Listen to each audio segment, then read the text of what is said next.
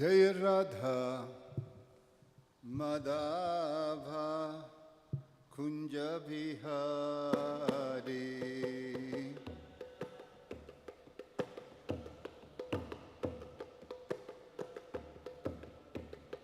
Jaya Gopijana Vallabha Giribharadhari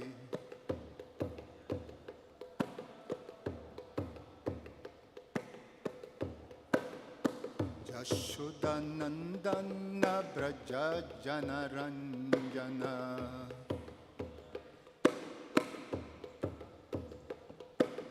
Jamuna Tira Vanachari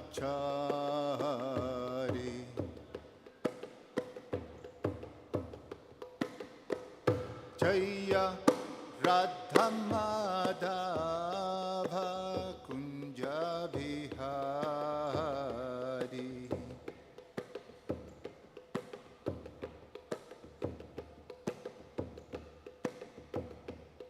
Jaya Radha Madhava Kunja Bihari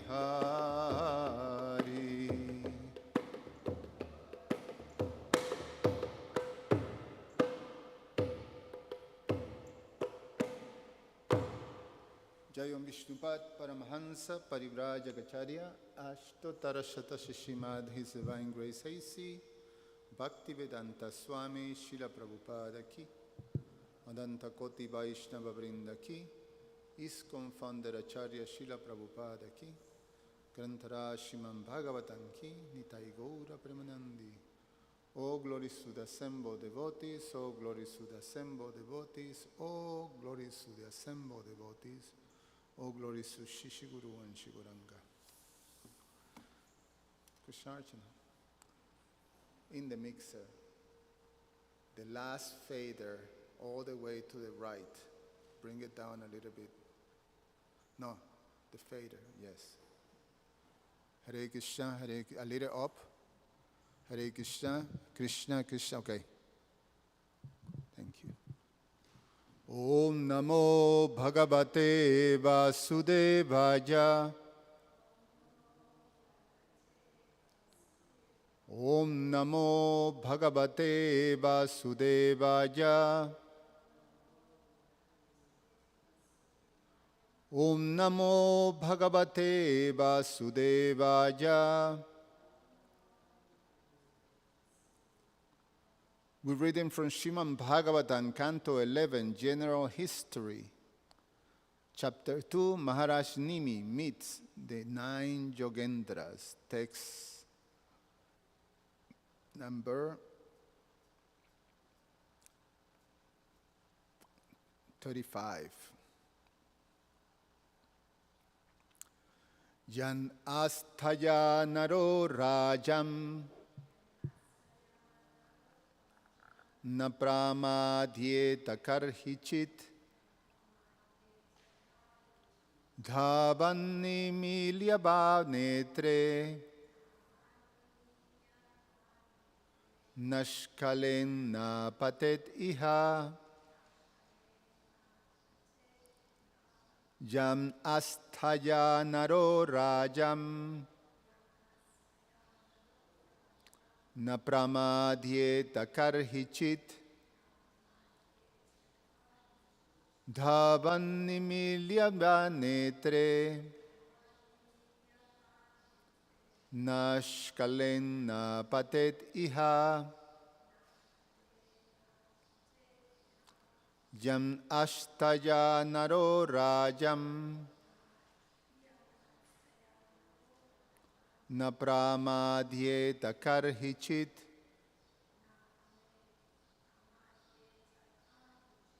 dhavanimilya bhanetre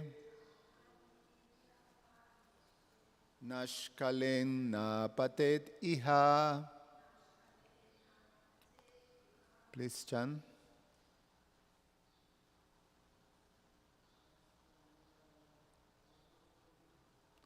Jam asthaya naro rajam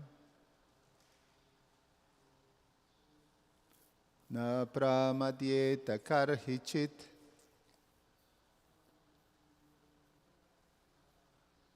Dhavan nimilya netre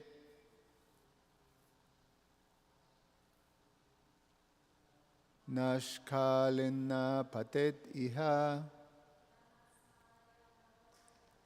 Yam asthaya naro rajam Na pramadyeta karhichit Dhavan nimilya netre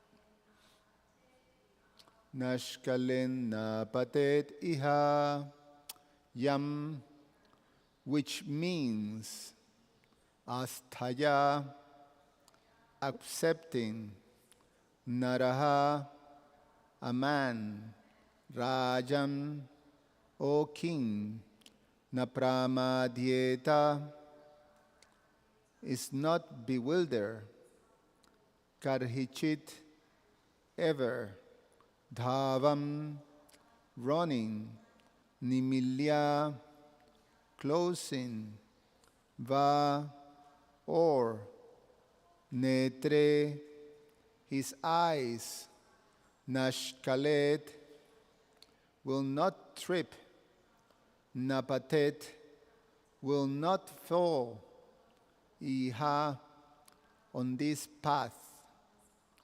Translation and purport by His Divine Grace by the disciples of His Divine Grace A.C. Bhaktivedanta Swami Srila Prabhupada Ki Jai. O King, one who accepts this process of devotional service to the Supreme Personality of Godhead will never blunder on his path in this world. Even while running with eye closed, he will never trip or fall. Purport. According to Srila Sridhar Swami, the word anjaha, easily, which is used in the previous verse, is explained in this verse. He states, anja pade noktam su karatvam bibrinoti. Quote, by the word anjaha, the ease of performing bhakti yoga is established. And this will be elaborated in the present verse. End of quote. In Bhagavad Gita 9.2, the Lord Himself states, Pratyaksha Bhagavan Dharmya Shushukan Kartun Avyayam. Quote, the process of devotional service to the Supreme Personality of Godhead is eternal, and it is very joyfully and naturally performed. End of quote. Srila Prabhupada comments, quote, the process of devotional service is a very happy one. Why? Devotional service consists of Sravanam Kirtanam Vishnu, Srimad Bhagavatam, Canto 7, Chapter 5, text number 23. So one can simply hear the chanting of the glories of the Lord, or can attend philosophical lectures on transcendental knowledge given by authorized acharyas. Simply by sitting, one can learn. Then one can eat the remnants of the food offered to God, nice, palatable dishes. In every state, devotional service is joyful. One can execute devotional service even in the most poverty-stricken condition. The Lord says, Patram pushpan palantoya. Patram pushpan palam. He is ready to accept from the devotee any kind of offering, never mind what.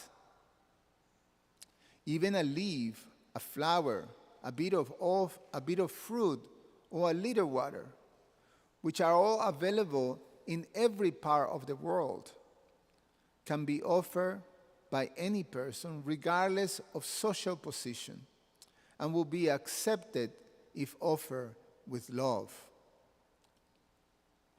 There are many instances of this in history. simply by tasting the tulsi leaf offered to the lotus feet of the Lord, the great sages like Sanat Kumara became great devotees. Therefore, the devotional process is very nice, and it can be executed in a happy mood. God accepts only the love with which things are offered to Him. End of quote. The essential point to be understood here is that when a living entity surrenders to the Supreme Personality of Godhead, he tells the Lord, quote, "My dear Lord, although I am most sinful and unqualified, and for so long have been trying to forget you, now I'm taking shelter at your lotus feet. From this day on, I am yours. Whatever I possess, my body, mind, words, family, riches, and now I am now offering at your lotus feet. Please do with me as you like." End of quote. The Supreme Lord Krishna has repeatedly given assurance in the Bhagavad Gita that He will protect and redeem such a surrendered living entity, bring him back home, back to Godhead, for an eternal life in the Lord's own kingdom.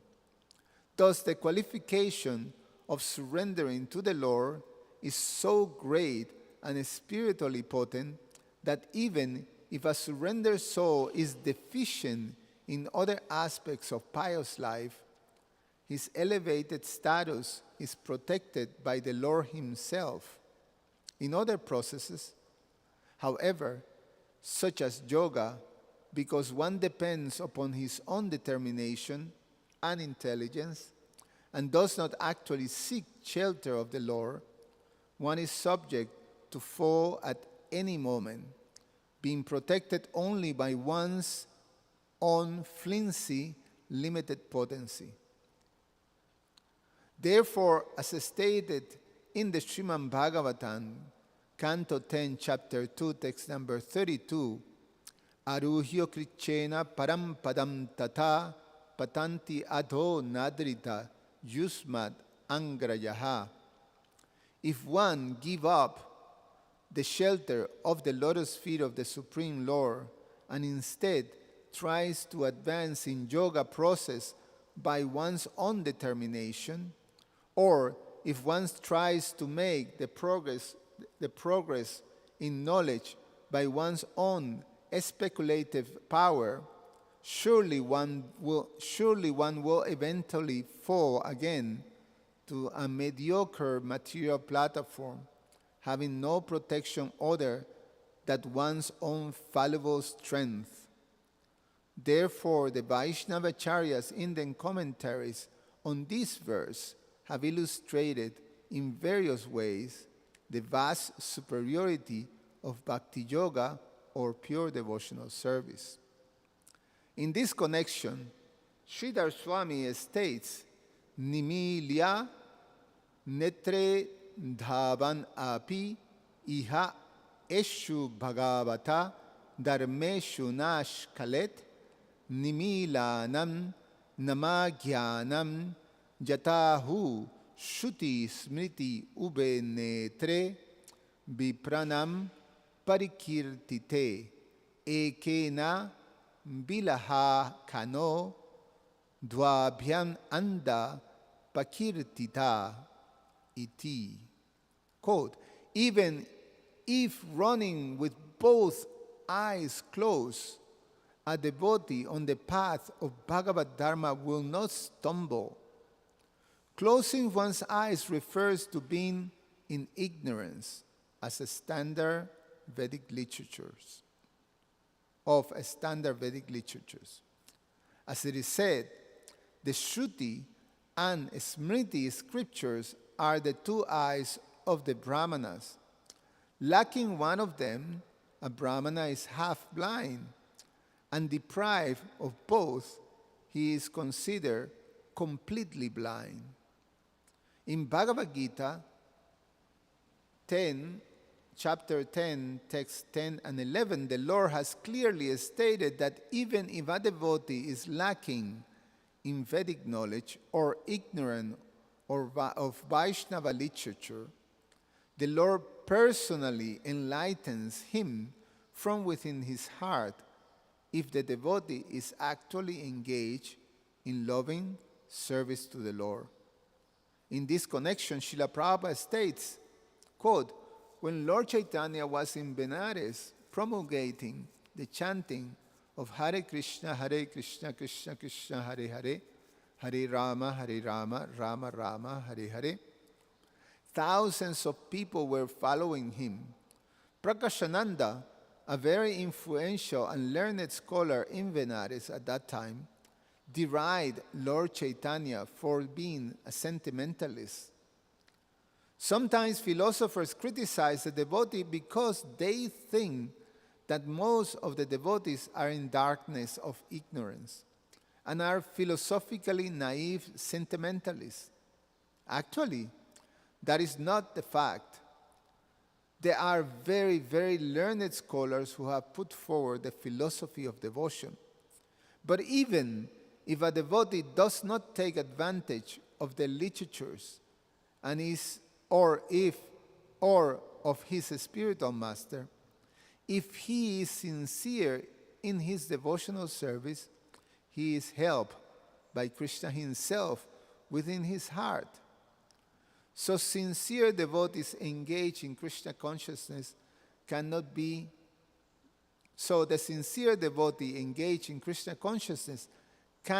be without knowledge. The only qualification is that one carry out devotional service in full Krishna consciousness. Yet, the facility given by the Lord cannot justify unauthorized concoctions put forward about the process of devotional service in the name of a spontaneous devotion. In this connection, Srila Vishwanath Chakravarti Thakur has stated, Bhagavat pratyartan pritan marga karanam twati dusha nabaham dati dusha nabaham eva. Quote, if one manufactures his own process of devotional service for the sake of obtaining the Supreme Lord, such a concoction will cause total ruination. Vishwanath Chakravarti Thakur goes on to quote, Sruti Smriti Puranadi Pancharatra Vidhim Bina Aikantit Ki Harer Bhaktir Upatayaiva Kalpate. Bhakti Rasamrita Sindhu 1.2.101.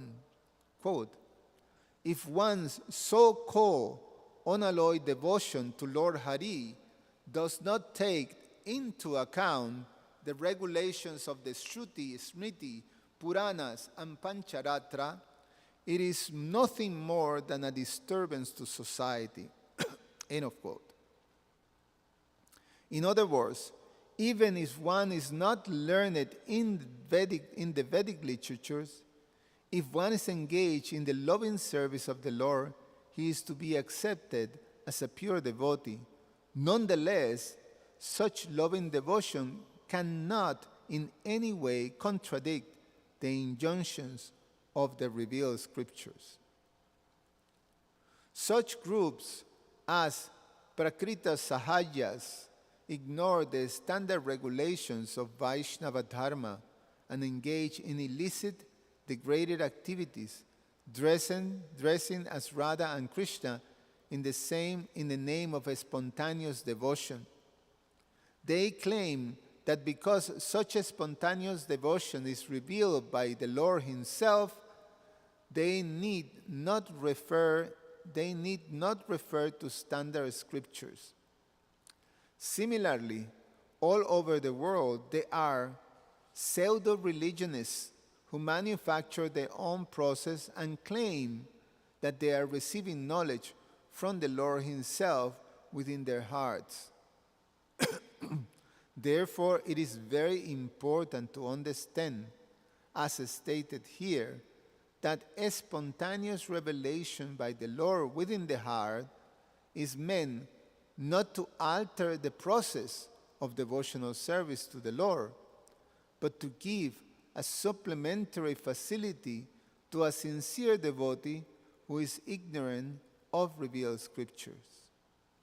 In other words, the revealed scriptures describe the eternal process of service to the Lord.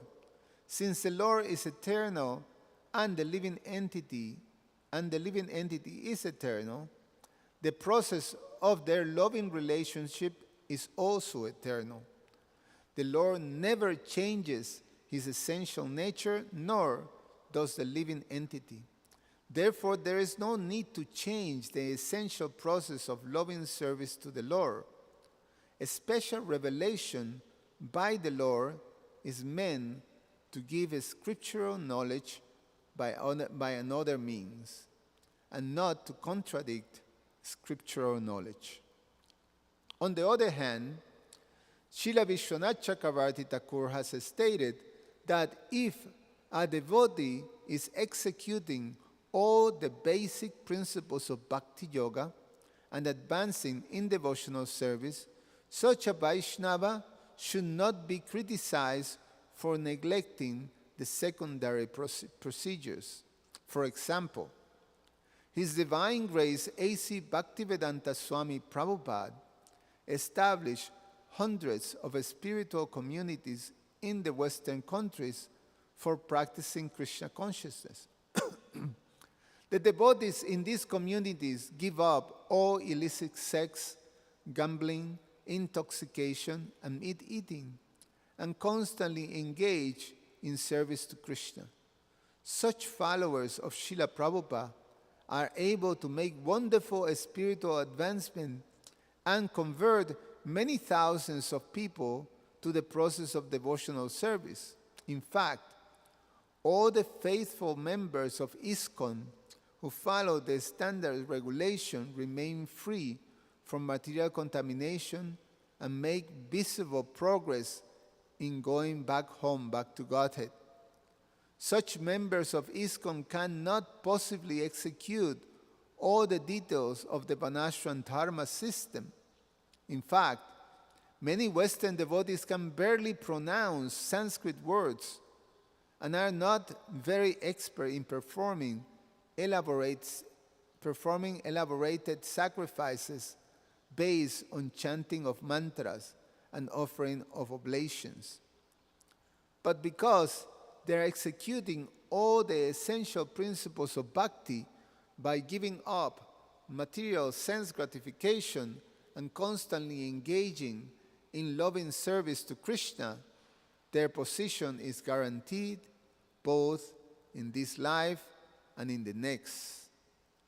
We have seen many sophisticated sanctuary scholars and learned experts in the details of Vedic sacrifice who can hardly even follow the basic principles of human life, namely, no illicit sex, no meat eating, no gambling, and no intoxication. Such brilliant scholars and ritualistic performers are generally seen to be attached to a materialistic conception of life and are fond of mental speculation. Although in Bhagavad Gita the Lord Himself has given perfect knowledge for all time, such so-called scholars consider themselves more intelligent than the Lord and thus speculate on the meaning of Vedic literature. Such speculations certainly constitute a fall from perfect spiritual life. And what then is to be said of materialistic fruitive activities, which are illusory in every sense of the term? The transcendental devotees are able to remain aloof from the pollution of fruitive activities and mental speculation, and that is the essential purpose of this verse.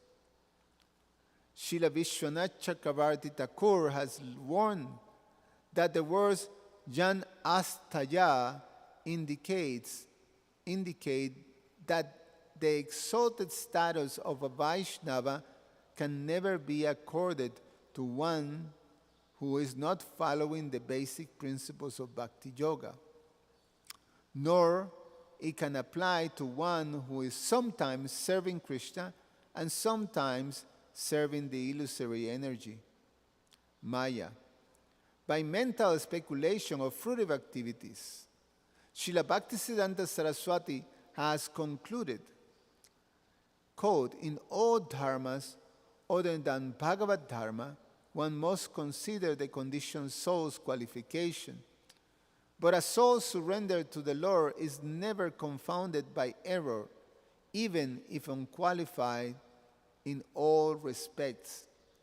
His feet never stumble, and he never falls. Even though wandering in the world at whim, he always resides in an auspicious place by the influence of his unswerving worship. The unique potency of Bhagavad Dharma does not appear in any of the other dharmas of the world. There is no comparison between a surrendered individual who has taken shelter of Bhagavad Dharma and the practitioner of any other dharma. End of quote. Om Jnana Timirandasya Jnananjana Shalakaya Chakshur Ummilitam Yena Tasmai Sri Guruvai Namaha. Nama Om Vishnupadaya Krishna Prestaya Bhutale Srimate Romapada Swami Iti Namine. Nama Om Vishnupadaya Krishna Prestaya Bhutale Srimate Bhaktivedanta Swami Iti Namine. Namaste Saraswate Deve Gauravani Pracharine Nirubheshesha Shunyavadi Pashatyade Satarine. Vanchakalpatarubhyascha kripasindubhyaiva cha patitanam pavanebhyo vaishnavebhyo namo namaha. So, the Nava-yogendras in this verse is almost like have reached the highest point of glorification of the path of pure devotional service, the path of Bhagavad Dharma. It's like a climax of the glorification of bhakti as the most secure and effective path for self-realization. And the analogy that they made is quite graphic to make this type of strong statement of glorification. That in the path of bhakti, the practitioner is so secure and is so effective that you can actually close your eyes, like running with the eyes closed. Now, running with the eyes closed will guarantee that you stumble. You hit something, you will fall.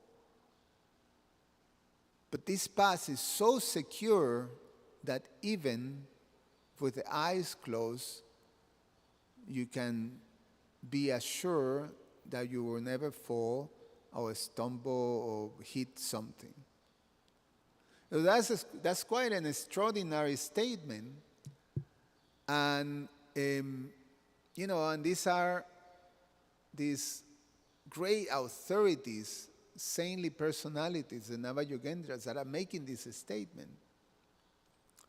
But it's not only them, because Krishna himself, through the Bhagavad Gita, he makes this statement.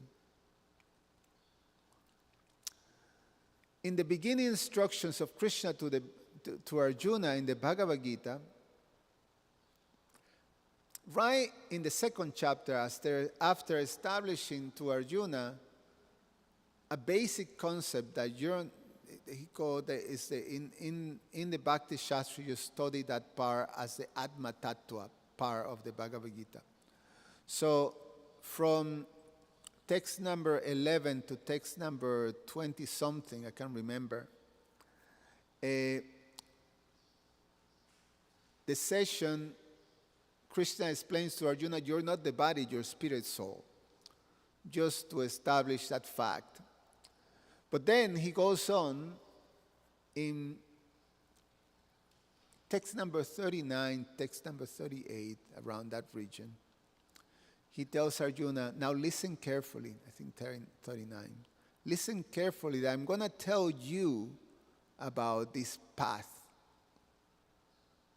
about this process. So from now on, he's going to be delivering to Arjuna the path of Bhagavad Dharma. A process that if you actually understand it, you'll be shielded from all the different actions and reactions that activity, that acting in this world will bring. And as he presents Bhagavad Dharma to Arjuna and the different levels and understandings of Bhagavad Dharma, Krishna establishes something that is very important. It's a theme throughout the Bhagavad Gita, which is faith. Faith is the ingredient or the qualifier to receive or to enter into this path. And immediately, as he says, listen carefully, as I'm going to reveal to you, he says that in this path, there is no loss and diminution. And even a little thing that you do in this path can save you from the greatest danger. So it's guaranteed that once you start, you're in. And even if you don't achieve success in this lifetime, you guarantee in your next life to continue in the path. So there is no loss. And then he says that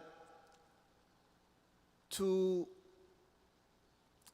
gain the most, or to be able to take full advantage of this path in which you will be completely free of any type of reactions, sinful reactions, by acting in the world, he says that it's required that you have this exclusive. The word that he uses, he uses the word buddhi, which is intelligence, and he defined this exclusive intelligence that is, in other words, is very focused. It's focused on one thing. And this Vyavasayatmika buddhi, later, as he presents the knowledge of the Bhagavad Gita to Arjuna, it becomes clear that is exclusive faith that manifests in exclusive surrender. That's how the whole Bhagavad Gita, at the end, the last instruction of Krishna, is this exclusive surrender. So throughout this, in the teachings of Srila Vishwanath Chakravarti Thakur, in the Madhurya Kandambini, these two terms, saranagati, of surrender, and faith, shraddha, are sort of equated. And as we enter into the path of Krishna consciousness, the path of devotional service, Bhagavad Dharma, then basically it's an evolution of our faith or an evolution of our surrender. So we gradually evolving our faith and in terms our surrender to Krishna, to the point that it will manifest that position of total surrender and exclusive devotion and exclusive faith, this Vyavasayatmika Buddhi. This exclusive faith won't manifest.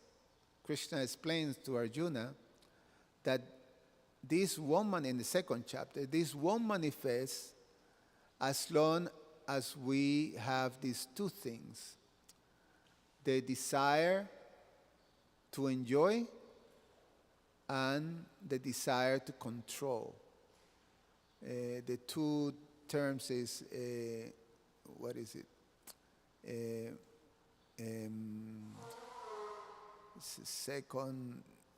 Second chapter, text numbers 42, 43 or something. Let me see. This is important. I've got a blank. I can't remember the verse. But it's a very important verse to learn.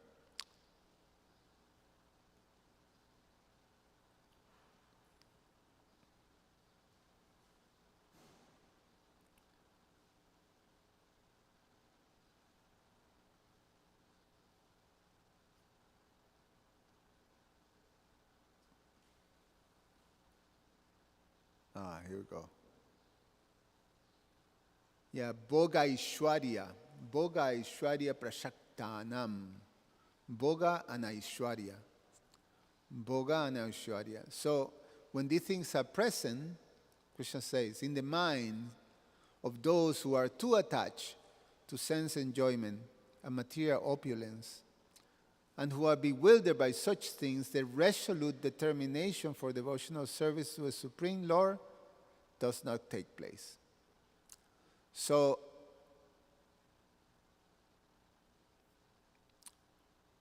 as we enter the path of devotional service, the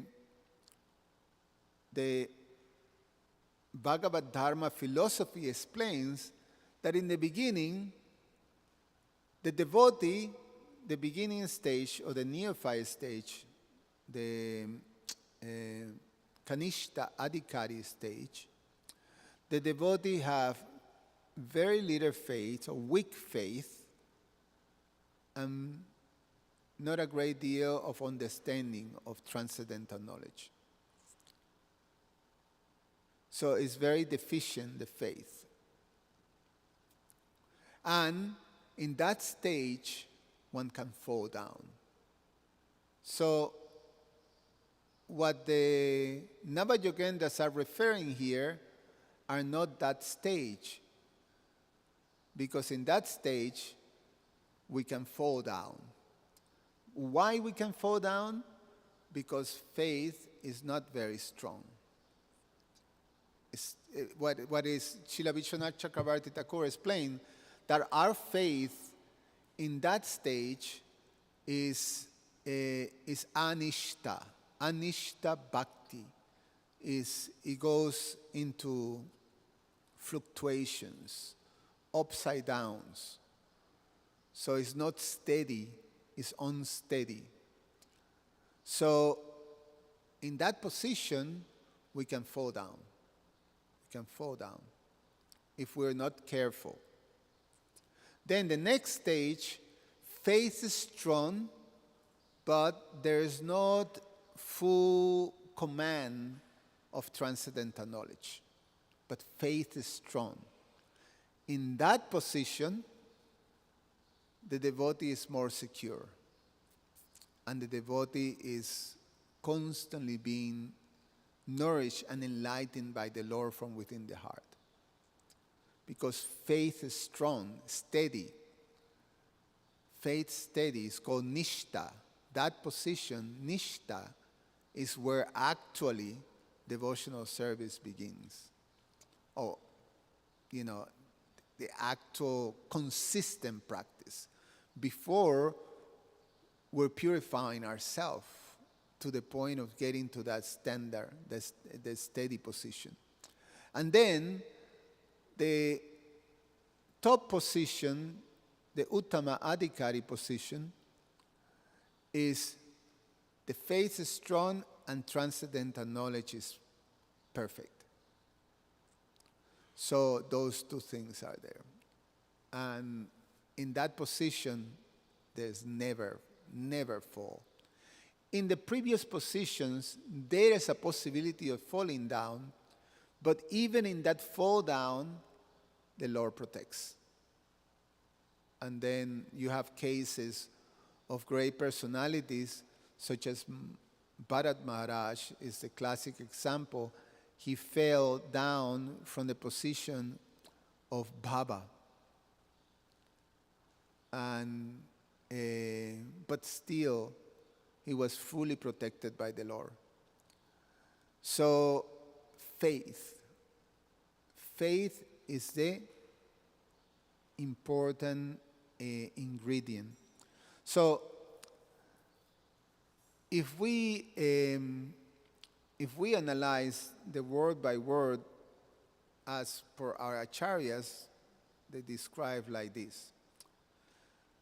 The word, Srila Vishwanath Chakravarti highlights this one, Jam Astaya, in the verse, Jam Astaya. That refers to the way it's translating is accepting, Astaya. The word Astaya is translated by acceptance. So accepting the path. For any person who accepts this path. But Srila Vishwanath Chakravarti uses the word faith for astaya, having faith. So having faith in the process. Having faith in the process.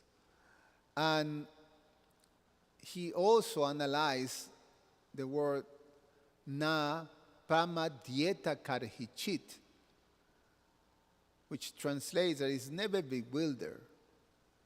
So, let me see here.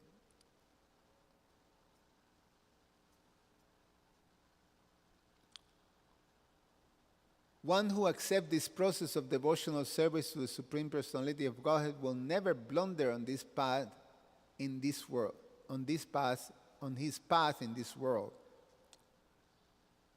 So, it will never be bewildered or blunder.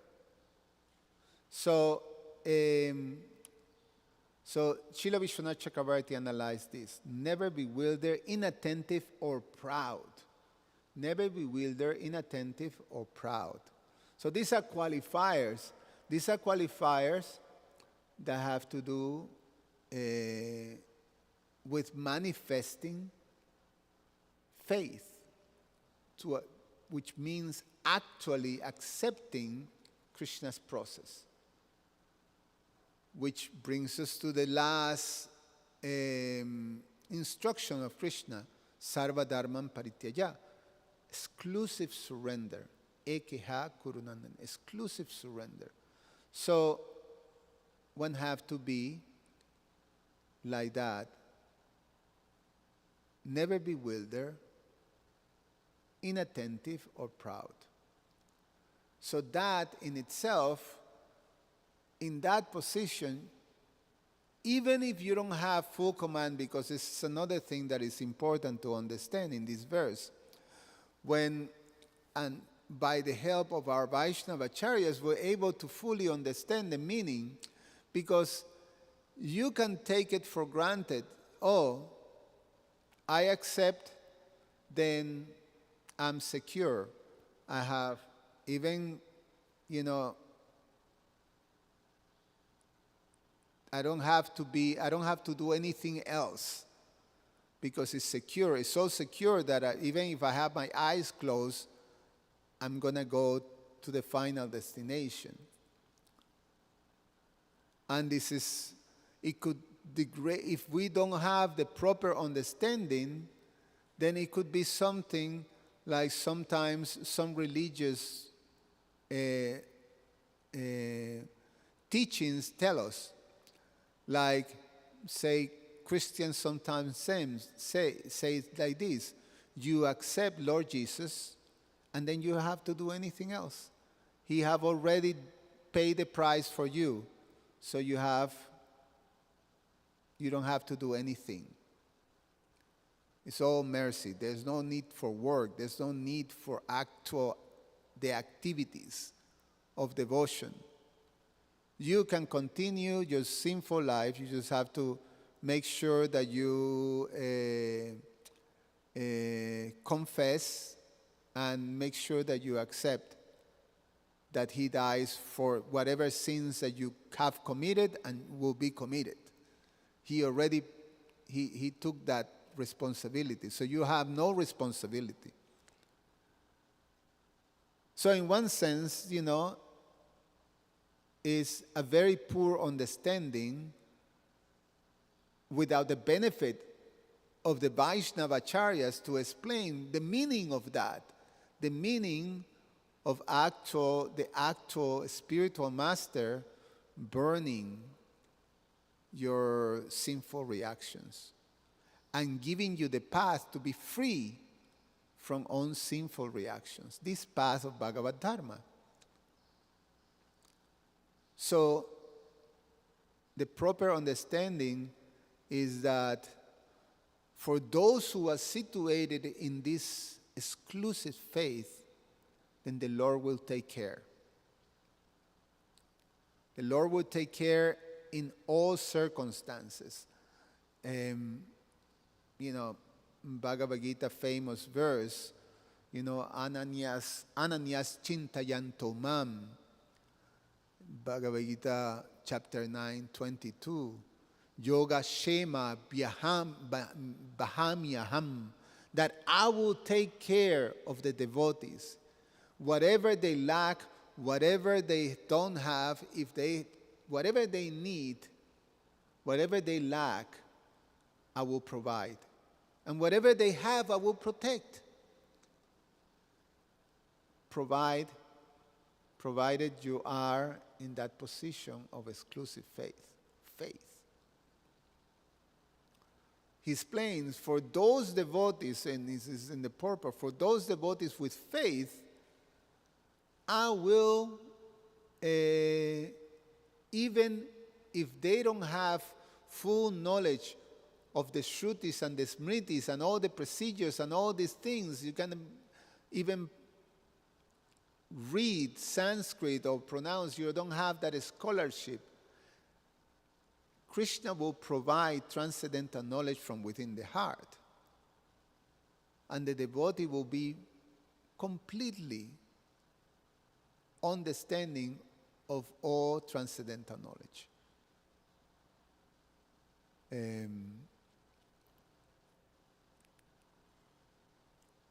Krishna says that in the Chaturshloki of the Bhagavad Gita, raises that point within the heart for those devotees who serve him with love and devotion. Then Buddhi Yogam Tam, he gave the intelligence from within the heart. So it's an extraordinary thing, and it's what he's presenting. Krishna is presenting this whole knowledge in the Bhagavad Gita. He's presenting the path of Bhagavad Dharma. He's presenting the process, how you can actually, even in a position in which you don't have any qualification, you can be the beneficiary of this path. And there's no qualifier that you have to have, you have to be learned or be a brahmana, etc., etc. Anyone, be a Sudra, be a Melecha, it doesn't matter. You can receive the benefit of Bhagavad Dharma, provided you accept the process. So the acceptance of the process is key, again, is the theme. So many of us, we're still dealing with Bhoga Aishwarya, but this attachment to sense gratification, and with attachment to control. And however, because we have the mercy of the Vaishnavas, we're engaged in the process of devotional service, and we're becoming gradually purified, which is part of the process. So we start with Shraddha, then Sadhu Sangha, then Bhajana Kriya, then Anartha Nivritti. So these processes that are carried out under the instructions of the Vaishnavas, Acharyas, and they give us the process of sadhana bhakti to actually become purified and be engaged in the process of devotional service. And as we do that, our faith is being awakened. And then at one point, we're expected to move to the next stage, the stage of fixed faith, fixed devotion. And throughout, we have, especially in our, if we are in the condition of, if we're in this first stage of devotional service, in which we trying to make our faith steady, our faith is not steady, we have to understand the psychology of the psychology and the practical aspects of faith.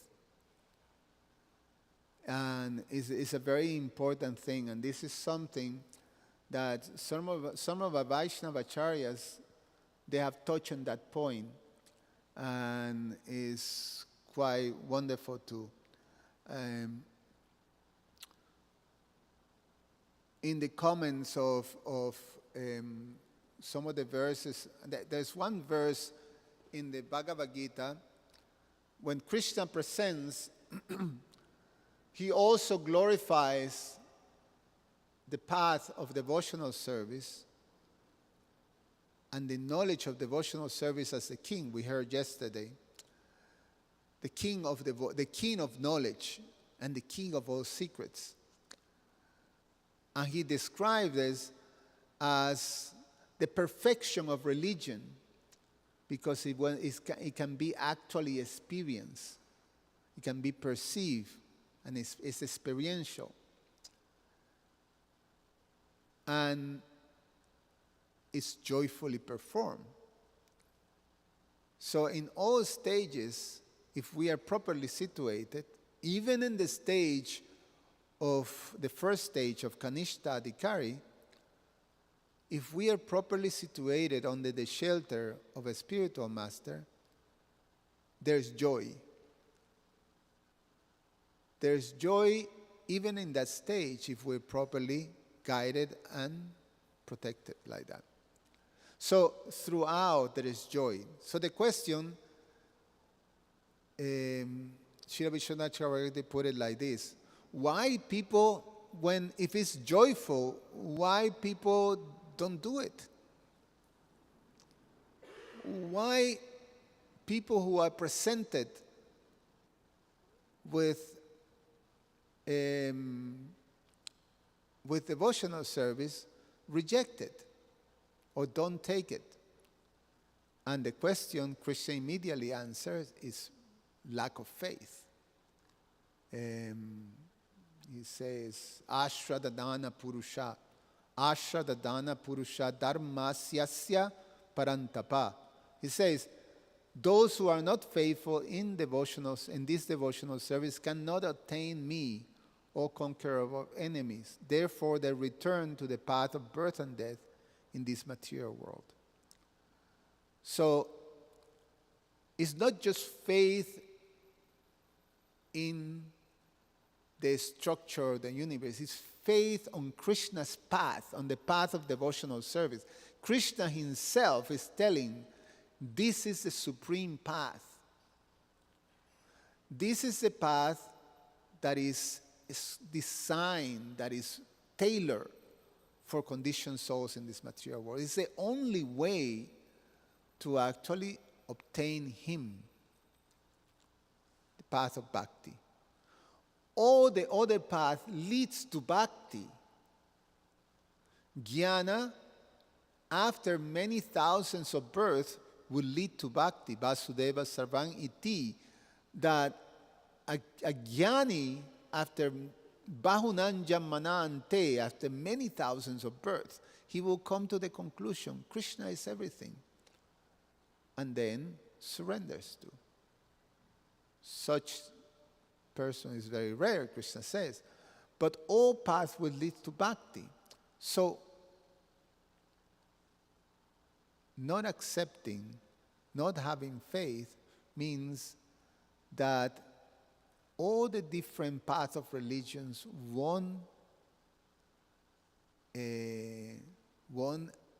give you the result of going back home, back to Godhead. They will eventually bring you back. You fall down, eventually bring you back. That's the conclusion of the Srimad Bhagavatam. Patanti adho nadrita jushman angrajaha.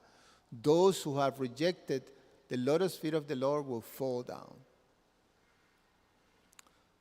So the psychology, this is commenting on this verse, Ashradadana Purusha. Srila Ramanujacharya, Sri Sampradayacharya, who comments on this verse, he says, lack of eagerness is hypocrisy, saying one believe but not practicing. So this have to do with even practitioners of bhakti, or aspiring practitioners. And sometimes we find ourselves on that, maintaining material desires even after understanding so many instructions on the matter. And there is a level, and if we cultivate hypocrisy, then what do? Oh, yes, I'm basking on being such a great devotee, and make a display of devotion, but I'm still maintaining these material desires.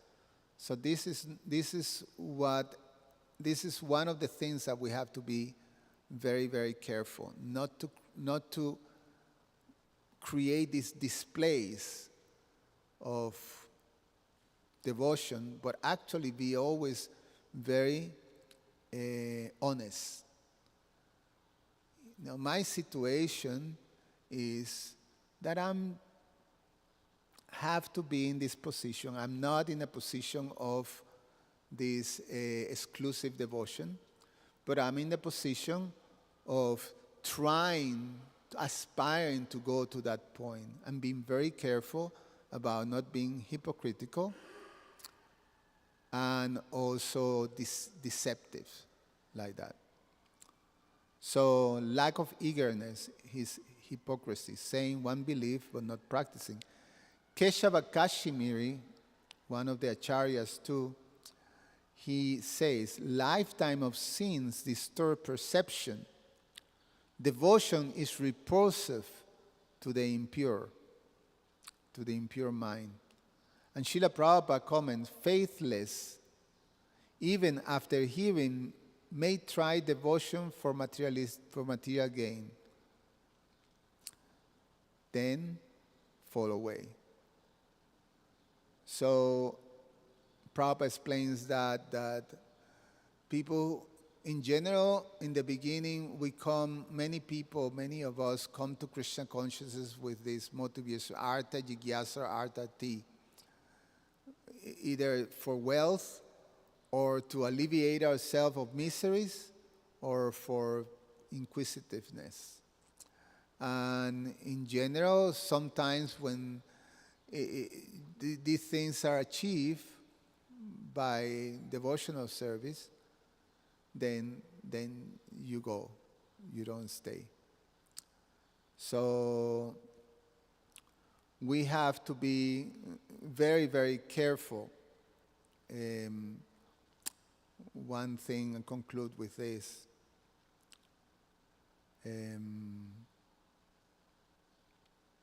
That, just to review, faith is the foundation of bhakti.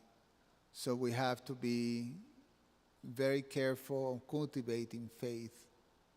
And to be able to cultivate faith, we have to make sure that, as Srila Vishwanath Chakravarti Thakur puts it, that we have to be very much aware of inattentiveness, bewilderment, and pride. And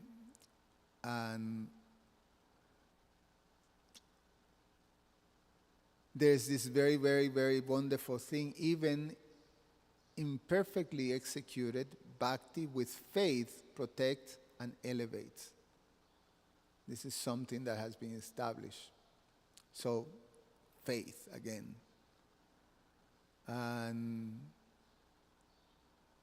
the practice in itself, the chanting, the hearing and chanting, increase our faith, and especially serving these two things, hearing and serving the Vaishnavas who are in the level of,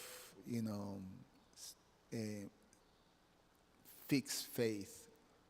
So we must associate with them and sincerely serve them. Any comments or questions?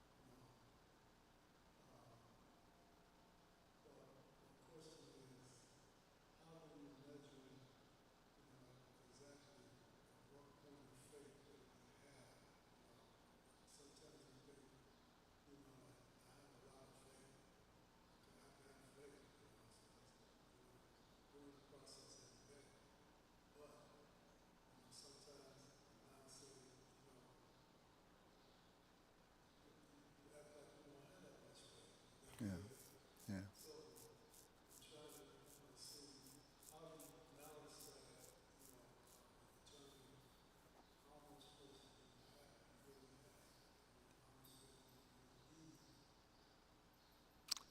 Yeah. There's this thing that Prabhupada explains, that when you're hungry, you will understand as you eat when your hunger is finished. So similarly, we right now, as we practice, as we follow the process given by the spiritual master, the process of sadhana bhakti, as we follow carefully to the best of our abilities the process of sadhana bhakti, we become purified. It's like eating. You're starving, and you start to eat regularly. And at one point, you don't have to trying to find, okay, when. You immediately understand. And the manifestation of that is that the steadiness. And now, like in the beginning stage, the term that is used is prakrita bhakta, materialistic devotee, which is an oxymoron. A devotee and a materialist, they're two opposite things. But in the beginning, we have these two conflicting identities. I'm a devotee, but I also am attached to sense gratification. I have certain ideas that this makes me happy. I'm still influenced by the pulls of my modes of nature that this body has that leads me to a particular thing that I like. And that pull maintains, is what Srila Bhaktivinoda Thakur defines as different shelters. I have the shelter of, I like music, I like this, I like visuals, I like, whatever. I like movies, all these things, So these are things that I'm attached to, and when I need to find happiness, these are my shelters. But these are material shelters. And then, as a devotee, we understand who's the shelter. The lotus feet of Guru and Krishna are the shelter. So, I'm in between those two worlds. So it becomes very, very awkward. It's a position that is difficult because there's a toggle world. But then the process of hearing and chanting, then it becomes, and following the regulated principles, the sadhana bhakti, becomes so important because we're depending on that. What does that do? Well, it weakens this part. It starts to gradually weakens and eliminate. At one point, eliminates. So then, the gradual elimination. So right now, suppose I could be, 60% here, 40% here. So then I always pull this way because there's more. Then chanting makes me 50%. Now it's like, And then more purification, 75%, 25%, then no problem. This side always wins. So that's this 75%. When 75% of this area becomes eliminated, then I'm in the position of Nishta. I guess before that, that's what Srila Vishwanath Chakravarti Thakur say, 75% Nishta.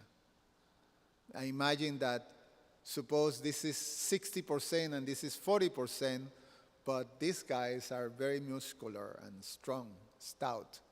So they maybe if they even 40%, they can still pull hard. So, but 75% between towards 25, no chance. So, the answer is we have to fully understand the necessity that we have to do what we're doing now today, hearing regular the Bhagavatam. You have to make a checkbox there, right? You still have that, although we have the room empty, But the fact is that is what Prabhupada has given us.